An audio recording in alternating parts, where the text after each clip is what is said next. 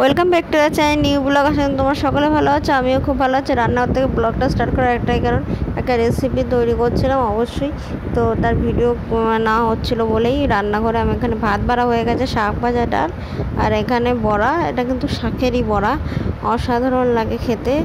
আর সত্যি কথা বলতে আমার ইচ্ছা করছে না অন্য কিছু খাওয়া। আর এই বইটা কি তোমরা কেউ দেখেছো? দেখে থাকলে অবশ্যই কমেন্ট করে থেকো। আমি বইটা ফার্স্ট টাইম দেখছি, কিন্তু বইটা ফুল দেখতে পারলাম না।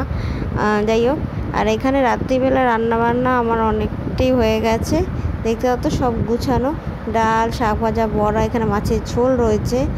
আর বাটি বাটি করে রাখার একটাই সুবিধা, খেতে বসার সময় গুছিয়ে দিলে হয়ে যাবে। আর এখানে ভাত ফুটছে। অনেকগুলো ভিডিও আছে যেগুলো এডিট করতে হবে, দেখি কবে আপলোড করা। আর চোখে মুখে অবস্থা খুব খারাপ গরমে। তোমরা সকলেই সাবধান থেকো, ভালো থেকো। এত গরমে আবার এত গরম পড়ে গেছে, বৃষ্টির সত্যি কোনো নামগন্ধ নেই। হলেও ঝিরঝির হচ্ছে, তারপর আরও গরম পড়ছে।